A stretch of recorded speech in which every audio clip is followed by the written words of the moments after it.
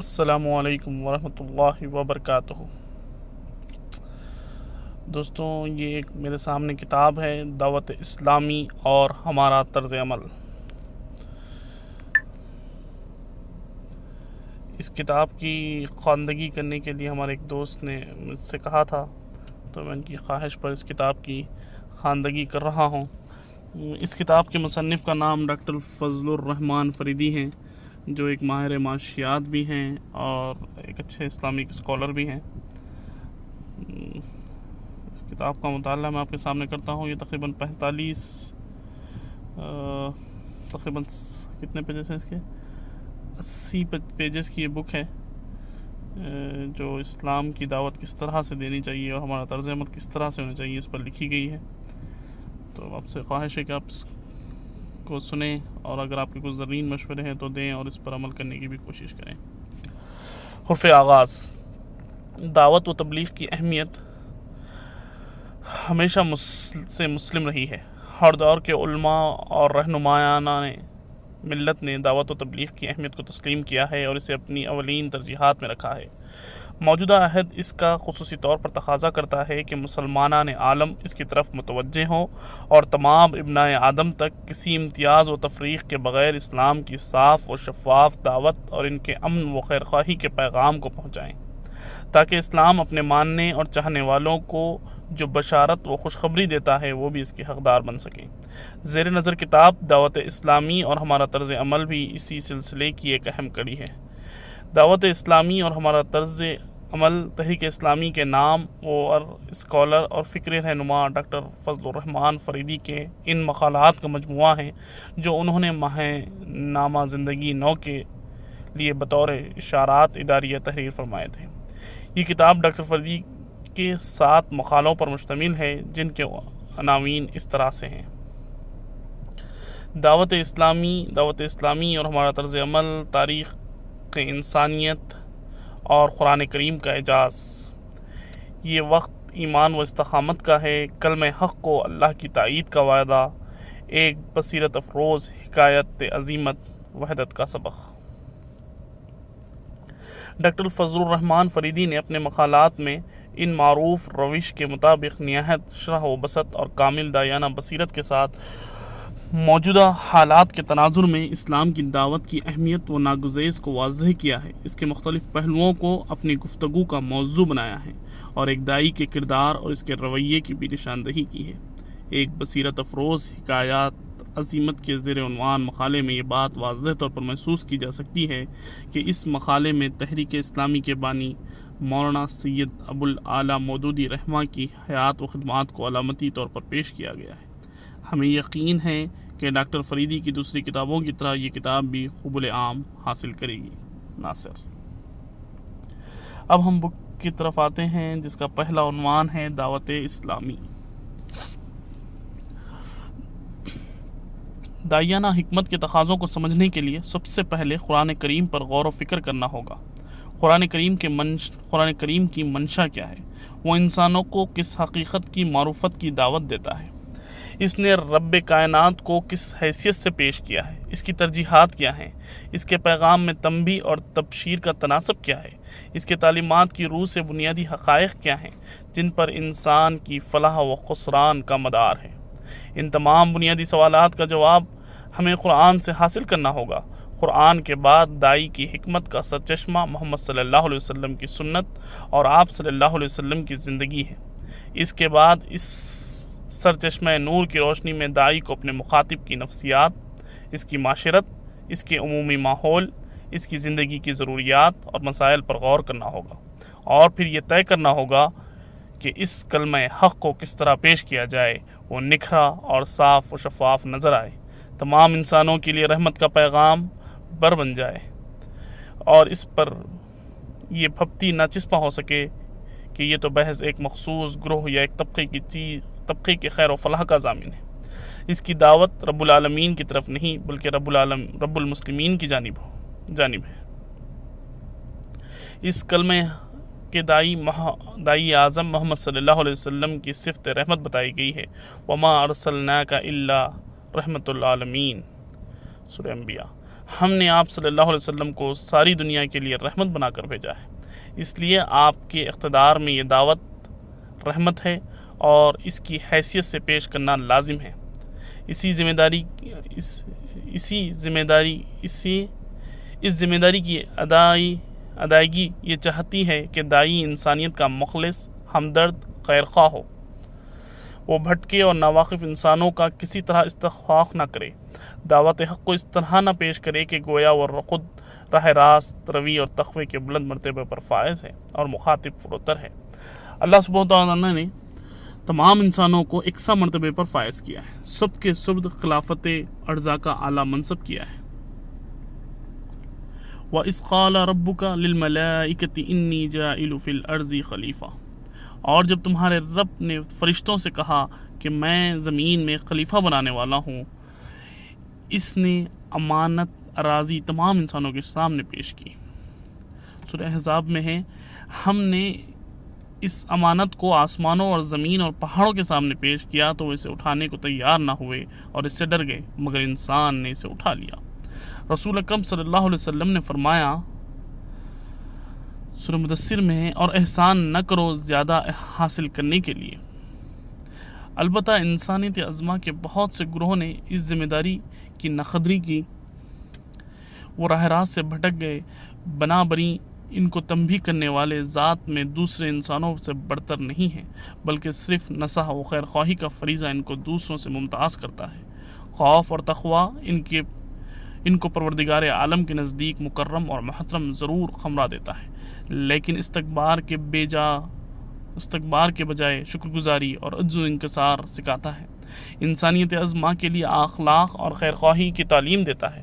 اللہ سبحانہ وتعالیٰ پر ایمان اور اس کی اطاعت کسی فرد انسانی کا کارنامہ نہیں بلکہ توفیق الہی پر منحصر ہے۔ اللہ تعالیٰ کا ارشاد ہے، ذَلِكَ هُدَى اللَّهُ يَهْدِي بِهِ مَن يَشَاءُ مِنْ عِبَادِهِ، سورہ انعام۔ یہ اللہ کی ہدایت ہے، اس کے ساتھ وہ اپنے بندوں میں جس کی چاہتا ہے رہنمائی کرتا ہے۔ نبی اکرم صلی اللہ علیہ وسلم کو مخاطب کر کے فرمایا گیا، آپ کی ذمہ داری پیغام پہنچانا ہے، اس لیے آپ اس غلط فہمی میں مبتلا نہ رہیں جس کو آپ چاہیں اس کو توفیق مل جائے گی۔ سورہ قصص میں ہے، اے نبی، جس کو تم چاہو اسے ہدایت نہیں دے سکتے مگر اللہ جسے چاہتا ہے ہدایت دیتا ہے۔ بندہ مومن کو ہدایت اور سبیل الرشاد تک اس کی رہنمائی اللہ تعالیٰ کا فضل و احسان ہے، لہٰذا یہ نعمت اس کو بدء شکر پر ابھارتی ہے اور فخر و غرور کی جذبات نہیں پیدا کرتی۔ سورہ اعراف میں ہے، ہم خود راہ نہ پا سکتے تھے اگر اللہ ہماری رہنمائی نہ کرتا۔ چنانچہ قرآن کریم نے حضرت ابراہیم علیہ السلام کی توصیف میں جذبہ شکر کو اہمیت دی ہے۔ سورہ نحل میں فرمایا گیا، اللہ کی نعمتوں کا شکر ادا کرنے والا تھا اور اللہ نے اس کو منتخب کر لیا اور سیدھا راستہ دکھایا۔ سپاس گزاری کا یہ غیر معمولی جذبہ داعیان حق کے عمومی طرز عمل، ان کی دعوت کے انداز لہجہ اور مخاطب کے ساتھ برتاؤ پر غیر معمولی اثر ڈالتا ہے۔ وہ دعوت حق کی صداقت پر غیر معمولی یقین رکھنے کے باوجود کسی غرور اور تمکنت میں مبتلا نہیں ہوتے۔ اپنے جیسے انسانوں پر اپنی بڑائی قائم کرنے کے بجائے ان کے اور اپنے رب کی بڑائی کی طرف بلاتے ہیں، اس رب کائنات کی طرف جو اپنی تمام مخلوق سے محبت کرتا ہے اور انہیں جہنم کی آگ سے بچانے کے لیے بہترین تدابیر اختیار فرماتا ہے۔ اس جذبہ خیر سے سرشاری کا نتیجہ یہ ہے کہ داعی حق کی زبان اور اس کا طرز خطاب انوکھا اور دل نشیں ہوتا ہے۔ یہ تعلیم اس کو قرآن کریم اور اسوہ نبی سے ملتی ہے۔ قرآن عزیز کا یہ ارشاد ہے، سورہ حامیم سجدہ میں ہے، اور اس شخص سے اچھی بات کس کی ہوگی جس نے اللہ کی طرف بلایا، نیک عمل کیا اور کہا میں مسلمان ہوں۔ حدود حد درجہ جامع اور بلیغ ہے، جس میں قول حسن سے صرف اس کے معنوی حسن کی طرف اشارہ نہیں ہے بلکہ طرز ادا بھی اس میں شامل ہے۔ صرف قول کا معنوی حسن اس کی قبولیت کے لیے کافی نہیں ہے بلکہ اس کو ادا کرنے کا طریقہ، اس کے الفاظ، اس کا چہرہ مہرہ اور اس کا اعتبار و کردار سب شامل ہے۔ سورہ آل عمران میں ہے، اے پیغمبر، اللہ کی بڑی رحمت ہے تم ان لوگوں کے لیے بہت نرم مزاج واقع ہوئے ہو، ورنہ اگر کہیں تم تنگ خو اور سنگ دل ہوتے تو یہ تمہارے گرد و پیش سے چھٹ جاتے۔ حضرت موسیٰ علیہ السلام اور حضرت ہارون علیہ السلام کی تائید کی گئی جبروت وقت اور ظالم اثر کو اس طرح مخاطب فرمائیں۔ سورہ طٰہٰ میں ہے اس سے نرمی سے بات کرنا، شاہد وہ نصیحت قبول کرے یا ڈر جائے۔ قرآن کریم اپنی توصیف میں فرماتا ہے، سورہ زمر میں ہے، اللہ نے بہترین کلام اتارا ہے، ایک ایسی کتاب جس کے تمام اجزاء ہم رنگ ہیں اور جس میں بار بار مضامین دہرائے گئے ہیں۔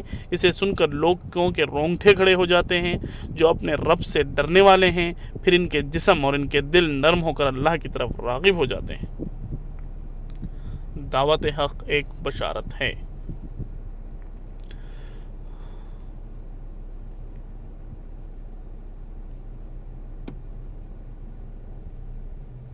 دعوت حق کوئی ایسی تنبیہ نہیں ہے جس کو صرف ڈرانے، دھمکانے اور انسانوں کو خداوند کریم کا باغی قرار دینے کے لیے استعمال کیا جاتا ہے۔ نہ اللہ سبحانہ نہ صرف قہار، جبار اور منقم ہے جو معاذ اللہ اس گھات میں بیٹھا ہوا ہے کہ کسی نے مجال سرتابی کی اور اس کو جہنم کے دردناک عذاب میں جھونک دیا۔ اس نے اپنے رسول کا مشن بیان کرتے وقت شاہد و مبشر کے الفاظ پہلے اور نذیر کا لفظ بعد میں استعمال فرمایا ہے۔ یہ دعوت حق ابتداءً بشارت ہے تمام گم کردہ اور غافل انسانوں کو ان کے پروردگار کا دامن رحمتوا ہے۔ نفس امارہ کی بیڑیوں سے چھٹکارا دلا کر وہ نفس مطمئنہ کا انبساط عطا کرنا چاہتا ہے۔ رسم و رواج اور جھوٹے خداؤں کی بندگی کے جس بوجھ سے ان کی گردن ٹوٹی جا رہی ہے، اسے نجات دلانا چاہتا ہے، اور خدائے رحیم و کریم کی بارگاہ میں سر اطاعت خم کرنے کی دعوت دیتا ہے۔ قرآن کریم نے نبی اکرم صلی اللہ علیہ وسلم کے منصب کا بیان اس طرح فرمایا، سورہ اعراف میں ہے، ان کے لیے پاک چیزیں حلال اور ناپاک چیزیں حرام کرتا ہے، اور ان پر سے وہ بوجھ اتارتا ہے جو ان پر لدے ہوئے تھے، اور وہ بندشیں کھولتا ہے جن میں وہ جکڑے ہوئے تھے۔ اسی طرح سورہ طٰہٰ میں اور ہے، فرعون بولا، اور پہلے جو نسلیں گزر چکی ہیں ان کی پھر کیا حالت تھی۔ موسیٰ نے کہا، اس کا علم میرے رب کے ایک نوشے میں محفوظ ہے، میرا رب نہ چوکتا ہے اور نہ بھولتا ہے۔ امت مسلمہ، بدقسمتی سے امت مسلمہ نے جب سے اپنے داعیان منصب پر قومی تفاخر کو ترجیح دی ہے، اس نے تمام امتیازات کو اختیار کر لیا ہے جن کی بنا پر انسانیت عظمیٰ کی وحدت پارا پارا ہو گئی ہے۔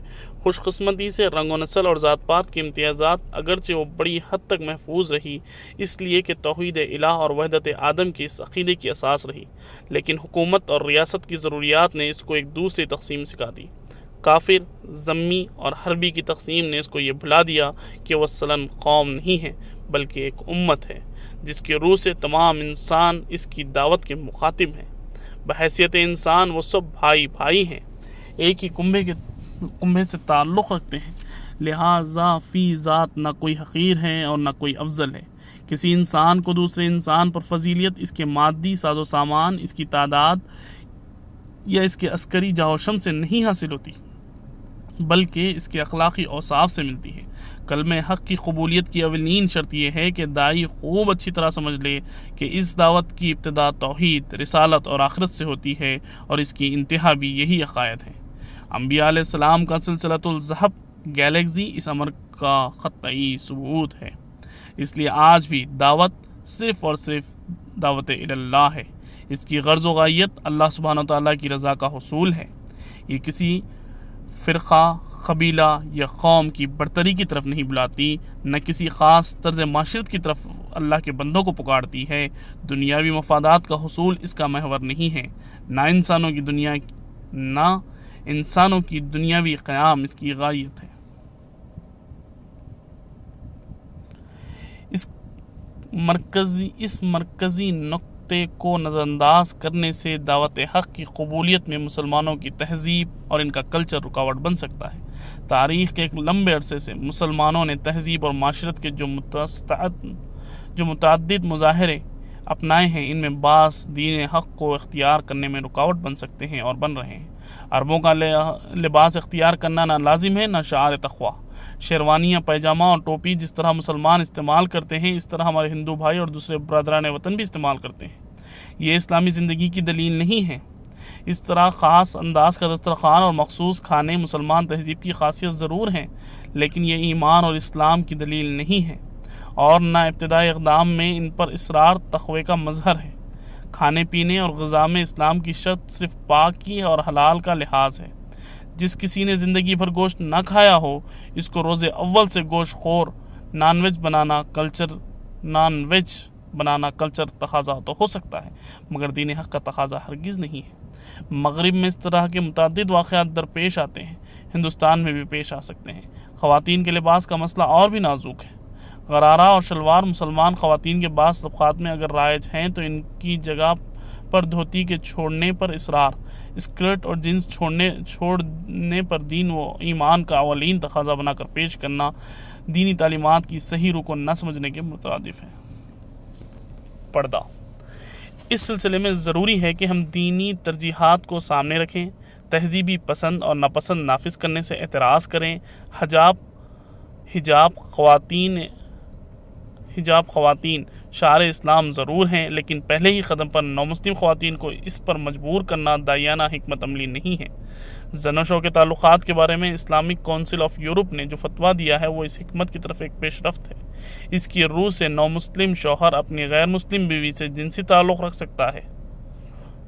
اگرچہ اس فتوے میں یہ حکمت پیش نظر ہے کہ اس طرح مستقبل میں غیر مسلم بیوی کے اسلام لانے کے امکانات پیدا ہو جاتے ہیں، لیکن اس میں بعض پیچیدگیاں پیدا ہو سکتی ہیں۔ مسئلہ اس فتوے کی حقانیت کا نہیں بلکہ اس امر کا ہے کہ اس طرح کے مسائل میں تدریج پیش رکھنا ضروری ہے۔ دو اہم عناصر۔ نبی اکرم صلی اللہ علیہ وسلم کو اللہ تعالیٰ کی طرف سے تدریج کی نہایت حکیمانہ تعلیم دی گئی تھی۔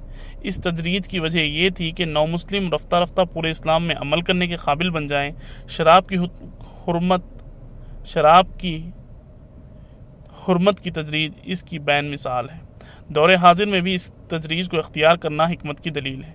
یہ بات مد نظر رکھنا ضروری ہے کہ اس تدریج کا تعلق عملی زندگی سے ہے، اسلام کے بنیادی عقائد سے نہیں۔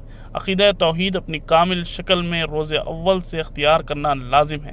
اس طرح عقیدہ رسالت اپنی پوری شان سے نومسلم کے ایمان کا جز روز اول سے بننا چاہیے۔ اس طرح آخرت پر یقین کو بے کم و کاست اختیار کرنا لازمی ایمان ہے، لیکن عملی دنیا میں تدریج ہی ملحوظ رکھنے سے اس امر کا قوی امکان ہے کہ ان اقدار کی پوری طرح دل جمعی اور رضائے قلب سے وابستگی پیدا ہو۔ ایک عام انسانی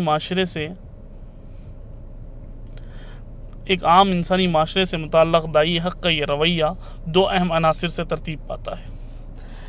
اول تو یہ کہ وہ اس امر پر یقین رکھتا ہے کہ خیر کے رجحانات کم و بیش ہر گروہ انسانی میں پائے جاتے ہیں۔ عام انسانی اخلاقیات سے متصف ہوئے بغیر کوئی بھی سماج قائم نہیں ہو سکتا۔ نیکی، رحمدلی، انصاف اور بھائی چارہ کے مختلف مراتب کسی خاص گروہ کا ٹھیکہ نہیں ہیں۔ قتل و غارت گری سے احتراز، چوری ڈکیتی سے اجتناب ہر خیر پسند انسان کی زندگی کا شعار ہے۔ مثلاً ہندوستانی سماج میں برادران وطن میں خیر پسند اور خیر پر عامل انسانوں کی کمی نہیں ہے۔ یہی وہ جوہر انسانیت ہے جس کی طرف پیغمبران حکمت نے واضح طور پر ارشاد فرمایا تھا، تم میں سے جو لوگ دور جاہلیت میں بہتر تھے وہ قبول اسلام کے بعد بھی اسلام معاشرے میں بہتر ہیں۔ اور یہی وہ حقیقت ہے جس کی طرف واضح نشاندہی قرآن کریم نے فرمائی ہے۔ حضرت عیسیٰ علیہ السلام کے پیروں کے بارے میں ارشاد ہے، سورہ الحدید میں ہے، جن لوگوں نے اس کی پیروی اختیار کی ان کے دلوں میں ہم نے ترس اور رحم ڈال دیے۔ اور دوسری جگہ ارشاد فرمایا، یعنی سورہ مائدہ میں، یہ اس وجہ سے کہ ان میں نصارہ ہیں، عبادت گزار، عالم اور تارک الدنیا فقیر پائے جاتے ہیں، اور ان میں غرور نفس نہیں ہے۔ خیر پسندی کا عمومی وجود امیدوں کا سرچشمہ ہے۔ اللہ تعالیٰ نے خیر پسندی حیات انسانی کا خاصہ بنایا ہے۔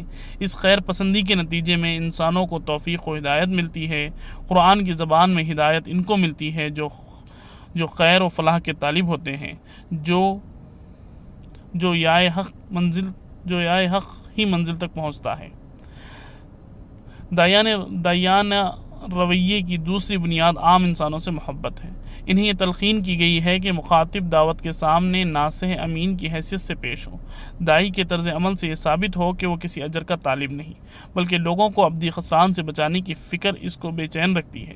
اس کے شب و روز اس فکر میں گزرتے ہیں اللہ کے بندے اس کے غضب کا شکار نہ ہو۔ اس کی مخلصانہ جدوجہد کے درمیان انبیاء علیہ السلام کو طرح طرح کی اذیت دی گئی۔ فرعون نے حضرت موسیٰ علیہ السلام پر الزام لگایا اور اقتدار کا طالب ہے۔ رسول اللہ صلی اللہ علیہ وسلم اور دوسرے انبیاء پر ساحر اور مجنون کی پبندھی کسی گئی، لیکن آپ نے اس کی پرواہ نہیں کی، یہاں تک کہ اللہ تعالیٰ کو تنبیہ کرنی پڑی۔ سورہ کہف میں ہے، اچھا تو اے نبی تم ان کے پیچھے غم کے مارے اپنی جان کھو دینے والے ہو اگر وہ اس تعلیم پر ایمان نہ لائیں۔ داعی ہر ظلم کے خلاف آواز بلند کرتا ہے، غریبوں اور کمزوروں کا ہمدرد اور دادرس ہوتا ہے، غریبوں اور فقراء کی اشک شوئی کے لیے ہمہ وقت کمر بستہ رہتا ہے، عزت و آبرو کا محافظ ہوتا ہے، انسانی جان کو محترم سمجھتا ہے۔ یہ سب اس کے داعیانہ کردار کے اخلاص کی قطعی علامتیں ہیں اور انہی سے اس کی دعوت کا اعتبار قائم ہوتا ہے۔ کلمہ حق کی دعوت کسی مسلک اور مذہب کی طرف نہیں ہے۔ بدقسمتی سے ملت اسلامیہ نے مسلکوں اور مذاہب پر عمل کو حقیقت دین پر ترجیح دی ہے۔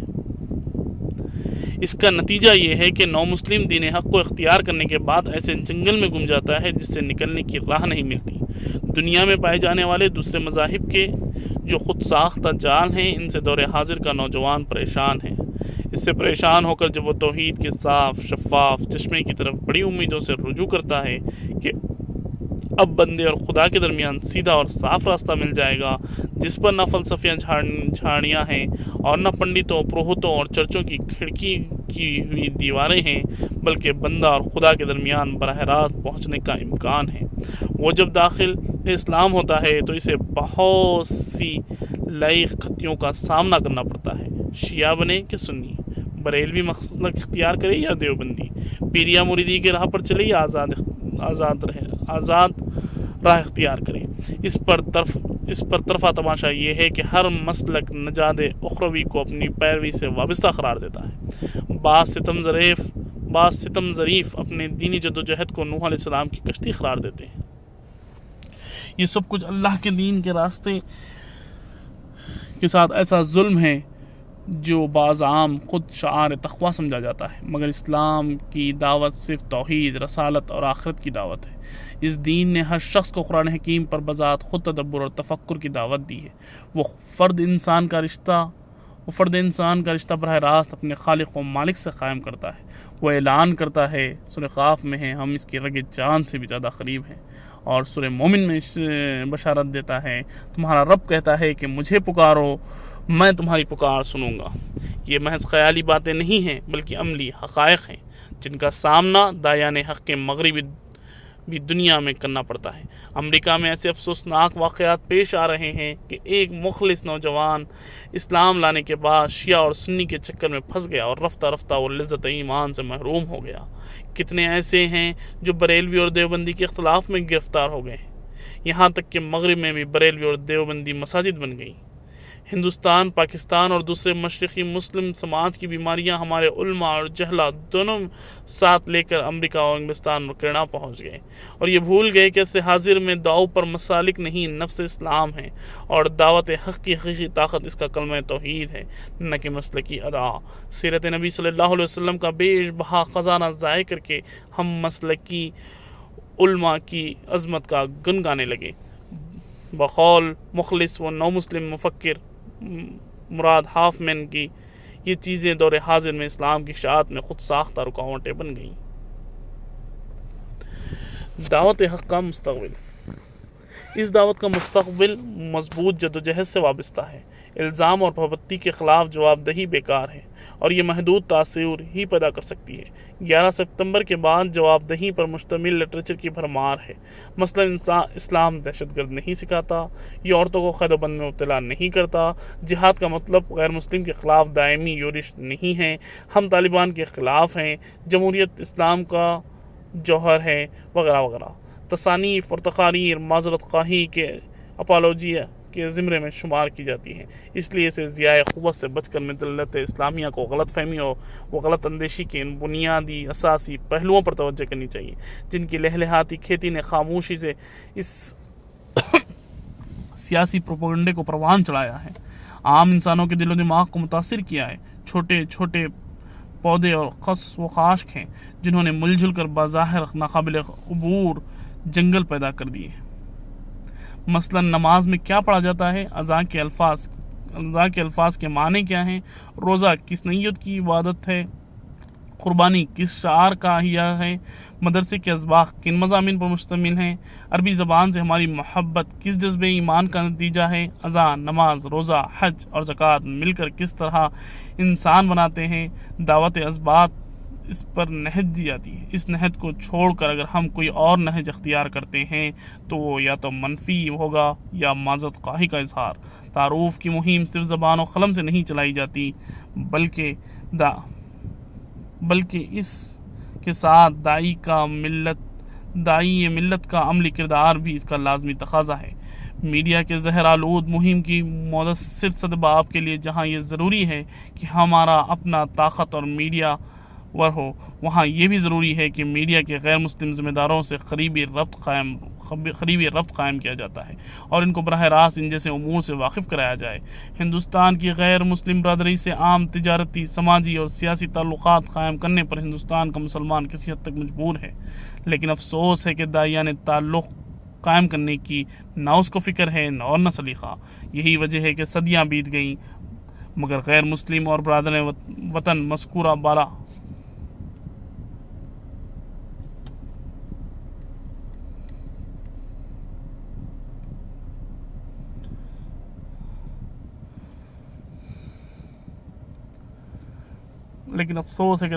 تعلق قائم نہ کر سکیں، نہ اس کی فکر ہے اور نہ سلیقہ۔ یہی وجہ ہے کہ صدیاں بیت گئیں مگر غیر مسلم برادران وطن کو مذکورہ بالا امور سے ناواقف ہیں۔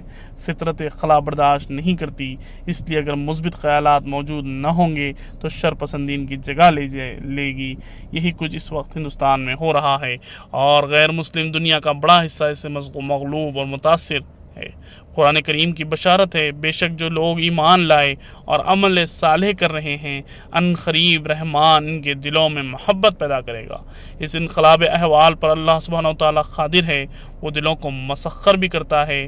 اس نے ہمیشہ داعیان حق کو اس کی حیرت انگیز انقلاب کی خوشخبری دی ہے جس کے ضمن میں اللہ تعالیٰ نے وہ حکمت بھی سکھائی جو کلمہ حق کے پشوان ہیں۔ سورہ حامیم سجدہ میں ہے، اے نبی صلی اللہ علیہ وسلم، تم بدی کو اس نیکی سے دفع کرو جو بہترین ہو، تم دیکھو گے کہ تمہارے ساتھ جس کی عداوت پڑی ہوئی تھی وہ جگری دوست بن گیا ہے۔ دوستوں یہاں پر 7 ٹاپک میں سے پہلا ٹاپک ہمارا ختم ہوا ہے، دوسرا ٹاپک بھی ہم پڑھیں گے۔ دوسرا ٹاپک ہے دعوت اسلامی اور ہمارا طرز عمل۔ دعوت حق کے طویل سفر کے دوران ایک مرحلہ ایسا بھی پیش آتا ہے جب مخاطب بستیوں اور افراد کی طرف سے مایوسی طاری ہونے لگتی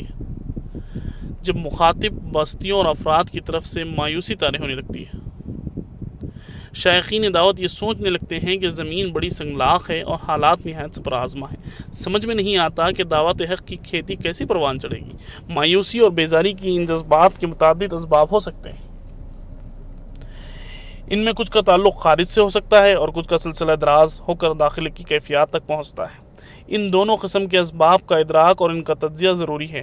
خدا کا شکر ہے کہ تحفظ دعوت اور توسیع دعوت کے بظاہر متضاد تقاضوں کے درمیان ہم اس ضرورت سے اکثر غافل نہیں رہے۔ گرچہ خارجی حالات پر ہماری توجہ زیادہ مرکوز رہی ہے، لیکن تحریک اسلامی کے بیدار مغز قائدین نے خود احتسابی کا دروازہ بھی کھولنے کی کوشش کی ہے۔ دعوت اور تربیت کا ایک فطری اور تدریجی طریقہ کار ہے جو ہم کو قرآن کریم اور سنت رسول سے ملتا ہے۔ بعض اوقات جوش دعوت میں ہم اس کو نظر انداز کرنے کی غلطی کر جاتے ہیں۔ جب اس جوش دعوت کو وہ قبولیت نہیں ملتی جس کی داعی تمنا کرتا ہے تو اس پر تھکن اور مایوسی کے جذبات طاری ہونے لگتے ہیں اور اس میں کامیابی کے اسباب خارجی حالات سے تلاش کرتا ہے۔ یہ انسان کی فطری کمزوری ہے، وہ خود پر نظر ڈالنے سے کتراتا ہے۔ اس کے برعکس وہ حالات زمانہ کی سنگینی اور مخاطب کی بدبختی اور کم نظری کو مجرم گرانتا ہے۔ مایوسی کے ان لمحات میں وہ یہ بھول جاتا ہے کہ تغیر احوال کا وہ مکلف نہیں ہے، بلکہ اس کی ذمہ داری صرف اتنی ہے کہ وہ باحسن وجود اور پورے انفاق کے ساتھ اس تغیر کے لیے سرگرم عمل رہے اور اپنے کردار کو قبول دعوت میں حائل نہ ہونے دے، نتائج کو مضر القلوب کے حوالے کر دے، جو کچھ اس کے بس میں ہے اسے کرے۔ دعوت و تربیت کا اولین میدان کار داعی کی اپنی شخصیت اور ذاتی کردار ہوتا ہے۔ وہ مخاطب تو تمام انسانوں کو کرتا ہے، اس لیے بندگی رب کا پیغام تمام انسانوں کے لیے نفع بخش ہے، لیکن اس کو سب سے پہلے اپنی فکر ہوتی ہے، کیونکہ اپنی اصلاح سب سے مشکل کام ہے۔ انسان کا نفس مسلسل اس پر آمدہ کرتا رہتا ہے کہ وہ اپنی کوتاہیوں کو نظر انداز کرے یا ان پر خوشنما دلیلوں اور بہانوں کے پردے ڈال دے۔ ہمارے اندر ایسے فریب زدہ لوگ پائے جاتے ہیں جو حوصلے کی کمی اور جدوجہد کی سردی کے لیے دوسروں کو ذمہ دار ٹھہراتے ہیں۔ کبھی یہ کہا جاتا ہے کہ ہم تو بہت کچھ کرنا چاہتے ہیں، لیکن ہمارے ساتھی کوتاہ عمل ہیں، بے بصیرت ہیں اور دنیاوی مشغلوں میں غرق ہیں۔ کبھی یہ سننے میں آتا ہے کہ عزیمت اور اثار پسندی اوپر سے آتی ہے، لیکن اب ایسے رہنما کہاں رہ گئے ہیں؟ اب جو لوگ ہمارے قائدین بن بیٹھے ہیں، ان میں تو وہ خواہ دل نوازی کہاں ہے جو خرمن دل میں آگ لگا دیتی ہے۔ کبھی یہ کہا جاتا ہے کہ فرائض اور ذمہ داریوں سے غفلت ہمارے رفقۂ سفر کا شعار بن گیا ہے۔ یہ وہ چند بہانے ہیں جن کو پیش کرتے وقت بعض تحریکی ساتھی پوری چرب زبانی سے کام لیتے ہیں۔ انفرادی گفتگوؤں میں، مجلسوں میں اس طرح کے عذرات تراش کر یہ لوگ بازام خود اپنی ذمہ داری سے تکبروش ہو جاتے ہیں۔ اگر اس طاقت لسانی سے متاثر ہو کر آپ ان افراد کی تلاش کر دیں جن پر یہ الزامات صادق آ سکتے ہیں، تو آپ کو معلوم ہوگا کہ کہنے والے خود ہی ان میں مبتلا ہیں۔ اسلام اصلاً دین عظیمت ہے، وہ کمزوروں کے لیے بھی پناہ گاہ فراہم کرتا ہے، لیکن رفعت مراتب ان کا مقدر ہو جاتی ہے جو عظیمت کی راہ اختیار کرتے ہیں۔ تحریک اسلامی اور دعوت حق تو بدرجہ اولا عظیمت کی راہ ہے۔ وہ دریا کے بہاؤ کے خلاف تیرنے کا حوصلہ سکھاتی ہے، جس کو اللہ تعالیٰ نے یہ توفیق بخشی تھی اور اس تحریک کا دامن تھام لے۔ اس نے ہوش و حواس کی سلامتی کے ساتھ یہ فیصلہ کیا تھا اور وہ راہ عظیمت کا اختیار کرے گا۔ انبیاء علیہ السلام کے تمام داعیان حق تھے، اس لیے ان کی شان عظیمت تھی اور قرآن کریم اس پر شاہد ہے۔ رسول آخر صلی اللہ علیہ وسلم کا اسوہ حسنہ اس کی روشن دلیل ہے۔ قرآن کریم میں حکم ہے، سورہ زمر میں ہے، مجھے حکم دیا گیا ہے کہ میں سب سے پہلے مسلم بنوں۔ رسالت کے مرتبے پر فائز ہونے کے بعد یہ اعلان عظیمت کیا گیا، آپ کہہ دیجئے میری نماز، میری عبادتیں، میرا جینا اور میرا مرنا سب کچھ اللہ رب العالمین کے لیے۔ سورہ انعام۔ عظیمت کے اس مقام کا تقاضا یہ تھا کہ اللہ رب العزت نے اپنے محبوب بندے کو بار بار صبر کی تلقین کی اور یہ تسلی دلائی کہ ہم وہ سب کچھ دیکھ سن رہے ہیں جو دشمن تمہیں کہتے ہیں اور جس ظلم و ستم کے تم شکار ہو، اور وہ ہماری نظر میں ہے، سورہ طور میں ہے، اور آپ نے اپنے رب کے اس حکم پر صبر کیجئے اس لیے کہ آپ ہماری نگاہ میں ہیں۔ رسول اللہ صلی اللہ علیہ وسلم کو جس مقام عظیمت پر خداوند کریم رکھنا چاہتا تھا، اس کا اندازہ اس شاذ سے بخوبی ہو سکتا ہے، سورہ بنی اسرائیل میں ہے، اور اگر ہم نے آپ کو ثابت قدمی نہ بخشی ہوتی تو قریب تھا کہ آپ ان کی طرف کچھ جھک جاتے۔ اگر ایسا ہوتا تو آپ کو حالت حیات میں اور موت کے بعد دوہرا عذاب چکاتے، پھر آپ ہمارے مقابلے میں کوئی مددگار نہ پاتے۔ آپ کی شان عظیمت میں اللہ رب العالمین کو ذرا برابر بھی نقص گوارا نہ تھا۔ آپ جائز بشری جذبات کے تحت ایک حلال و طیب غذا سے مکمل اعتراض فرمائیں، جیسا کہ سورہ تحریم کی ابتدائی آیت میں بتاتی ہے کہ خالص دعوتی جذبات کی روح میں ایک نابینا صحابی کی ضرورت تزکیے سے وقتی طور پر صرف نظر کر لیں۔ آپ صلی اللہ علیہ وسلم نے انسانوں کو یہ سبق سکھا دیا کہ دنیا کے سامان راحت اللہ تعالیٰ کی عنایات کا مظہر ہیں اور ان کا صحیح اور جائز استعمال اللہ تعالیٰ کی شکر گزاری سے عبارت ہے، لیکن آپ صلی اللہ علیہ وسلم کی شان عظیمت یہ تھی کہ کھجور کی چٹائی پر آرام کرتے تھے، روکھی پھیکی غذا پر اکتفا کرتے اور موٹے اور کھردرے لباس زیب تن فرماتے۔ ایک زمانہ آیا جب کہ وہ آپ کے اس ارشاد چشم و ابروی کی نعمتیں حاضر ہو سکتی تھی، مگر آپ صلی اللہ علیہ وسلم نے دورشی اور سادگی کو اپنا شعار بنائے رکھا۔ پھر ایک دور آپ صلی اللہ علیہ وسلم پر ایسا بھی آیا جب کہ مکہ اور طائف کی جاں گزاں پریشانیاں آپ پر گزر رہی تھی۔ اس کے متعلق یہ حدیث ہے، ترغیب و ترہیب کے لیے ہے۔ حضرت ابو ہریرہ کہتے ہیں کہ نبی صلی اللہ علیہ وسلم کے گھر والوں پر کئی مہینے اس حال میں گزر جاتے کہ ان میں کسی کے یہاں چراغ نہ جلتا اور نہ آگ جلانے کی نوبت آتی۔ اگر زیتون کا تیل مل جاتا تو سر میں لگا لیتے۔ دوسری حدیث زمانے کے متعلق سنیے جب آپ صلی اللہ علیہ وسلم کو اقتدار حاصل ہو چکا تھا، ترمذی کی ہے۔ حضرت عبداللہ بن مسعود رضی اللہ تعالیٰ کہتے ہیں کہ رسول اللہ صلی اللہ علیہ وسلم ایک چٹائی پر سوئے۔ جب آپ صلی اللہ علیہ وسلم اٹھے تو چٹائی کے نشانات آپ کے پہلو میں ہم نے دیکھے تو ہم نے کہا، اے اللہ کے رسول، اگر ہم آپ صلی اللہ علیہ وسلم کی کوئی گدا بنا دیں تو کیسا رہے گا؟ آپ صلی اللہ علیہ وسلم نے فرمایا، مجھے دنیا سے کیا مطلب، میں تو دنیا میں اس مسافر کی طرح ہوں جس نے کسی درخت کے سائے میں کچھ دیر آرام کیا، پھر درخت اور درخت کے سائے کو چھوڑ کر سفر پر روانہ ہو گیا۔ یہ اس نبی محترم کا شعار تھا جس کی زبان سے قرآن نے یہ اعلان کیا تھا، رہبانیت انسان کی خود ساختہ بدعت ہے اور طیبات رزق اللہ تعالیٰ کی عنایات ہیں جن سے بچنے کا مالک کائنات نے کبھی حکم نہیں کیا ہے۔ عظمت کی اس رفت پر پہنچ کر کمزور انسانوں کے بس کی بات نہیں ہے۔ ہم کو تو یہ حکم دیا گیا ہے، حدیث ہے، تم پر اور تمہاری جانوں کا حق ہے اور تمہارے گھر والوں کا حق ہے۔ اور قرآن کریم کا ارشاد ہے، جو مال اللہ نے تجھے دیا ہے اسے آخرت کا گھر بنانے کی فکر کر اور دنیا میں بھی اسے اپنا حصہ فراموش نہ کر۔ سورہ قصص میں ہے یہ جو بھی میں نے آیت پڑھی۔ اسلامی تعلیمات کی شان امتیازی۔ اسلامی تعلیمات کی شان امتیازی یہی ہے کہ اس نے حسن استعمال سکھایا ہے، ترک دنیا نہیں۔ لیکن تحریک اسلامی سے ہماری وابستگی اس عزم شعوری کا اظہار تھا۔ ہم رسول اللہ علیہ وسلم کی دکھائی ہوئی اور عظمت پر چلنے کی کوشش کریں گے، زندگی کی متاع کو اس پر لگائیں گے، جو وقت اللہ نے دیا ہے اس کی راہ میں صرف کریں گے، جو وسائل اس نے عنایت کیے ہیں وہ اس کی دین پر حت المقدور لٹائیں گے۔ اگر فقیر اور خلندر نہ بن سکے تو اس طرح کا ذہن و مزاج بنائیں گے کہ جو تکاثر نہ کہلائے۔ ہم دین وسط کی تعلیمات کا مجمل شعور رکھتے تھے، اس لیے دنیا کو لات مارنے کی غیر اسلامی روش ہم نے کبھی اختیار نہ کی، بلکہ دنیا طلبی سے بچنے کا عزم ہمارا زادرہ تھا۔ اب ہمارا حال کیا ہے؟ ہم عزیمت کے بجائے رخصت کے متلاشی ہیں۔ ہم نے تحفظات کی دنیا بنا لی ہے، دوسروں کو الزام دیتے دیتے ہم خود غرق ہوتے جا رہے ہیں۔ آج کی دنیا میں روزی کے حلال اور پاکیزہ ذرائع کمیاب ہیں، اس لیے ہم بھی فقہی اور قانونی مجغافیوں کا سہارا لینے لگے ہیں۔ بدقسمتی سے ہماری ملت میں ایسے فقیہوں کی کمی نہیں ہے جو حدود اللہ کے آخری سرے پر پہنچانے میں ماہر ہیں۔ ہم میں کتنے ایسے ہیں جو احوال و ظروف کی تنگ ظرفی کا سہارا لے کر رفتہ رفتہ اوروں کے رنگ میں رنگتے چلے جاتے ہیں۔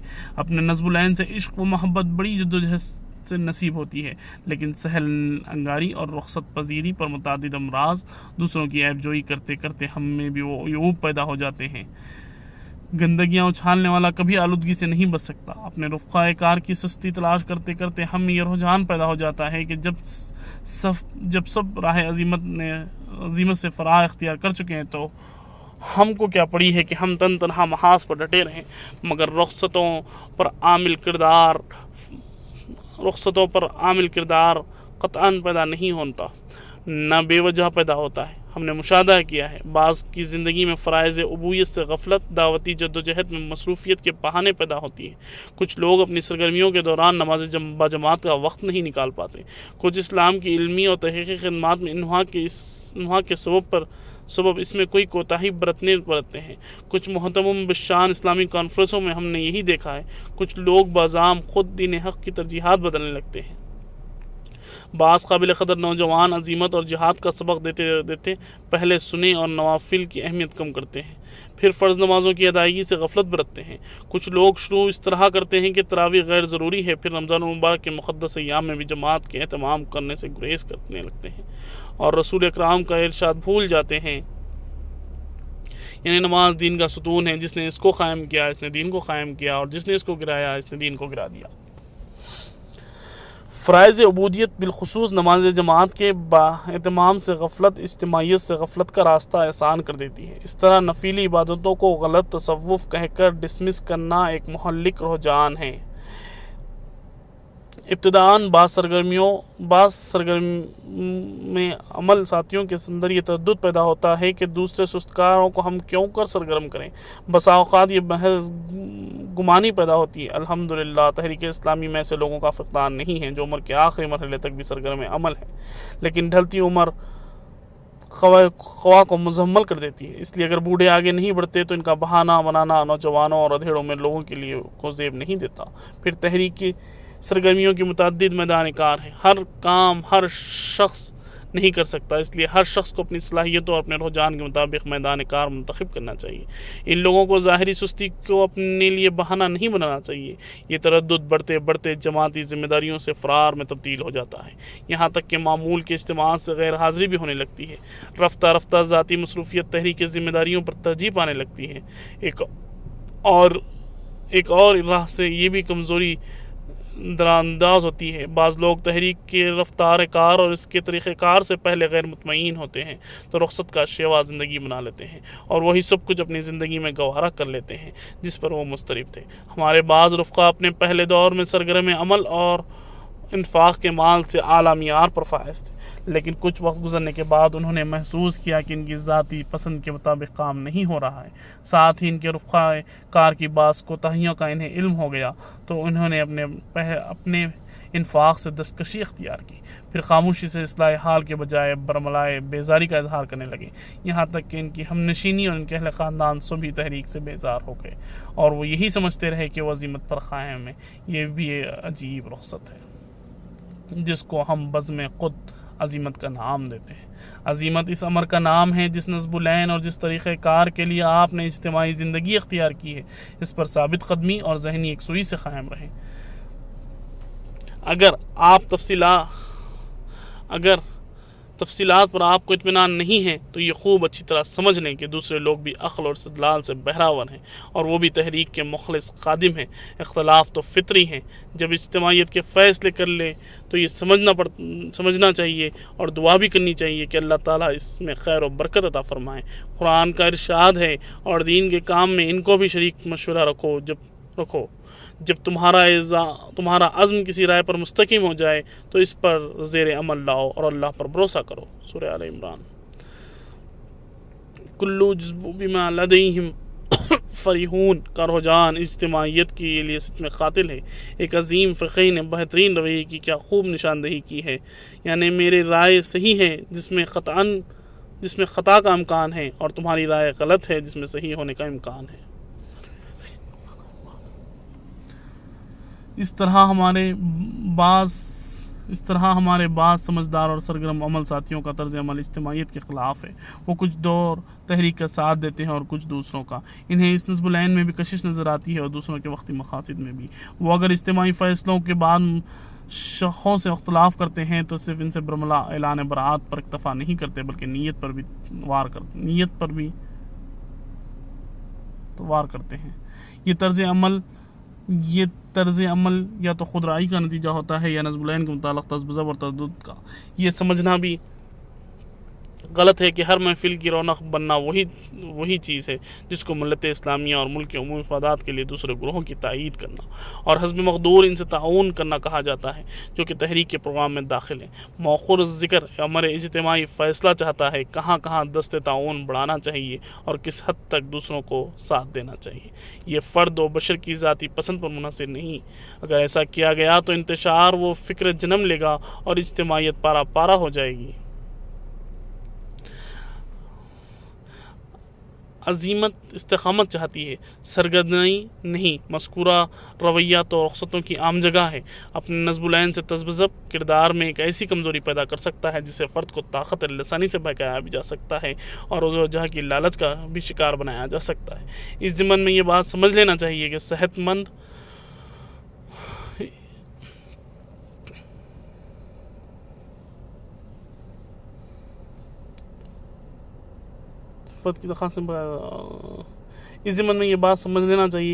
مند اور تعمیری اختلافات تحریکی پیش رفت کے ضامن ہیں۔ وہ کسی فکری ایک رخی کو صحیح نہیں سمجھتی۔ جس طریقہ کار اور ترجیحات عمل میں اختلافات گوارا نہ کیا جاتا ہو، اس طرح کے اختلافات کا مطلب یہ نہیں کہ اپنی رائے کے مطابق کوئی بھی فرد جس راستے پر چاہے چلے اور جن ترجیحات کو بزام خود وہ صحیح سمجھتا ہو ان کے مطابق اپنی سرگرمیاں ترتیب دے۔ تحریکی فیصلوں کو ہم نے کبھی بھی حق و باطل کا معیار نہیں سمجھا اور ناباز خود فریبی میں مبتلا گروہوں کی طرح تحریک اسلامی کو حضرت نوح علیہ السلام کی کشتی قرار دیا ہے جس کے باہر باطل ہی باطل ہے۔ البتہ ہم نے دو باتیں قرآن و سنت سے اخذ کی ہیں۔ پہلی بات ہمارا نصب العین ہے جو در حقیقت تمام ملت اسلامیہ کا نصب العین ہے اور ہونا چاہیے۔ دوسری یہ کہ اس نصب العین کے لیے اجتماعیت لازمی شرط ہے۔ اس کے ساتھ ہم نے اجتماعی زندگی کے تقاضوں کو بھی قرآن و سنت سے اخذ کیا ہے۔ اب جس شخص کو ان بنیادوں پر اطمینان نہیں ہے، اس کے فکر و نظر کے تردد میں مبتلا ہونے کے بجائے اپنی پسند اختیار کرنا چاہیے۔ جس طرح یہ ایک حقیقت ہے کہ تحریک اسلامی عزم و حوصلے کی داستان لکھنے کی ایک حقیر لیکن مبارک کوشش ہے۔ اس کو کم حوصلہ، پست ہمت، رخصتوں میں مبتلا، تزکیہ نفس سے غافل گروہ کی ضرورت نہیں ہے۔ اس طرح یہ بھی ایک حقیقت ہے کہ اس کو ایسے لوگوں کی بھی ضرورت نہیں ہے جن کی روش یہ ہو کہ چلتا ہوں تھوڑی دور ہر ایک راہ بر کے ساتھ۔ اس تحریک کی اساس تعاون علی البر والتقوی پر رکھی گئی ہے۔ شطر قریبی کی عین ضد ہے۔ استقامت و عزیمت کی یہ شان ہے کہ ہمارے رہبر صلی اللہ علیہ وسلم کی زندگی کے ہر مرحلے میں جھلکتی ہے۔ اس رفعت مقام پر پہنچنے کے لیے آپ کو راحت کی نیندیں حرام کرنی چاہیے۔ فرض نمازوں کے ساتھ آپ کو تلقین کی گئی اور رات کے حصے میں تہجد پڑھا کیجیے جو آپ کے لیے زائد عبادت ہے۔ توقع ہے کہ آپ کا رب آپ کو مقام محمود پر پہنچائے۔ بنی اسرائیل۔ آپ کو بتایا گیا کہ آپ کا رات کا بیشتر حصہ جاگ کر صرف کریں، اس لیے کہ آپ کا رب آپ پر گرہ بار ذمہ داری ڈالنے والا ہے۔ چنانچہ آپ نماز میں اتنا طویل قیام کرتے کہ آپ کے قدمہائے مبارک میں سوجن آ جاتی، جب آپ سے یہ کہا گیا کہ آپ کے اگلے پچھلے سب گناہ معاف کر دیے گئے، آپ اتنی مشقت کیوں اٹھاتے ہیں؟ تو آپ صلی اللہ علیہ وسلم نے جواب دیا، افلا اکون عبد الشکور، کیا میں شکر گزار بندہ نہ بنوں؟ دعوت اسلامی اور اسوہ انبیاء۔ دعوتی جدوجہد کی طویل داستان عظیمت کے لیے آپ صلی اللہ علیہ وسلم کی سیرت کا رخ دیکھیے کہ آپ صلی اللہ علیہ وسلم کو مشفقانہ ڈانٹ سننی پڑی کہ کیا آپ اس دعوت کے لیے اپنی جان ہلکان کر ڈالیں گے؟ سورہ شورى۔ عظیمت کی شان اس روایت سے بھی جھلکتی ہے جو حضرت عبداللہ بن مسعود رضی اللہ سے مروی ہے کہ آپ صلی اللہ علیہ وسلم نے فرمایا، نبی صلی اللہ علیہ وسلم ایک نبی کا حال بیان کر رہے تھے، وہ منظر میرے سامنے ہے۔ آپ صلی اللہ علیہ وسلم نے فرمایا، دعوت اللہ کے جرم میں قوم نے نبی کو اس قدر مارا کہ اس کا جسم خون سے لت پت ہو گیا۔ اس نے اپنے چہرے سے خون پہنچتے ہوئے کہا، اے اللہ میری قوم کو معاف فرما دے، وہ نہیں جانتی۔ حضرت انبیاء علیہ السلام کا یہی اسوہ رہا کہ انہوں نے سب سے پہلے اپنے نفس پر توجہ کی۔ ان کو اس کا حکم دیا گیا تھا، فکر و عمل کی دو رنگی سے ان کا دور کا واسطہ نہ تھا، چنانچہ انہوں نے اس کا اعلان بھی فرمایا اور طرز عمل کو اپنی زندگی کا شعار بھی بنا لیا۔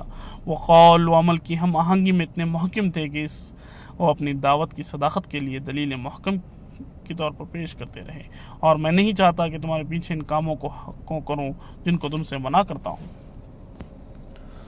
اور ان اول المسلمین کا ارشاد گرامی بھی اس کا مظہر ہے۔ اپنے نفس کے بعد موت کی تربیت کے دوسرے مخاطب انسان کے اپنے قریبی اعضاء ہیں۔ سب سے پہلے اپنی اولاد ہے، اپنی بیوی ہیں، اپنے اہل خاندان ہیں۔ قرآن کریم میں اس فطری ترتیب کو ملحوظ رکھا گیا ہے، چنانچہ فرمایا، اے ایمان لانے والو، بچاؤ اپنے آپ کو اور اپنے اہل عیال کو جہنم کی آگ سے۔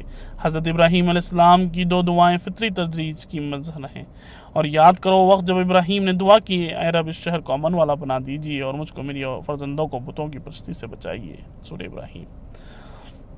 اسی طرح دوسری جگہ فرمایا گیا، پروردگار مجھے اور میری ذریت کو نماز قائم کرنے والا بنا دیجیے، اے ہمارے رب ہماری یہ دعا قبول فرمائیے۔ اسی طرح اور ایک جگہ فرمایا گیا سورہ فرقان میں، اے ہمارے رب ہمیں اپنی بیویوں اور اولاد سے آنکھوں کی ٹھنڈک عطا فرمائیے اور ہمیں متقیوں کا امام بنائیے۔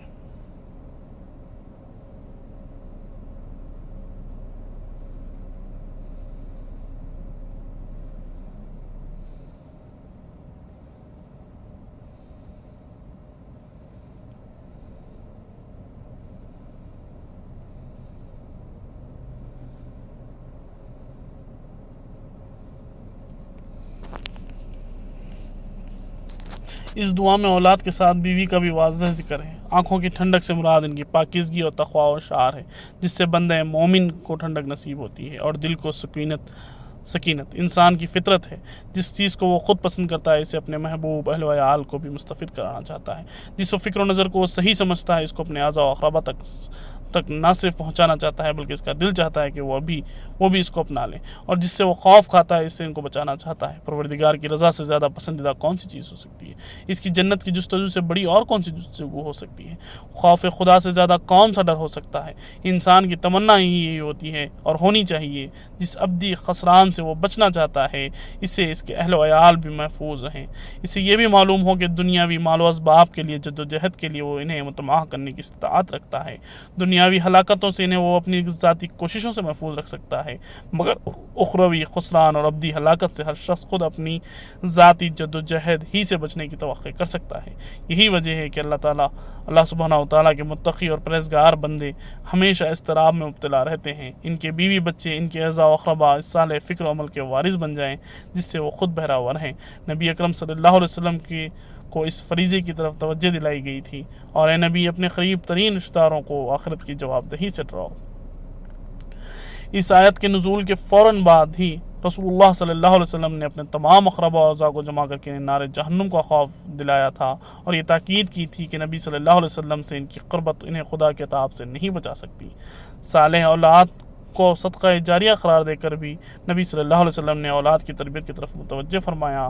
انسان کی موت کے بعد جب اس کے عمل کی مہلت ختم ہو جاتی ہے تو وہ چیز جو کام آتی ہے، ان میں ولدن صالحہ کا بھی آپ نے ذکر فرمایا۔ دوستو یہاں پر میں روکتا ہوں، انشاءاللہ اس کے بعد کا اگر وقت رہا تو میں آنے والے ویڈیو میں پڑھوں گا۔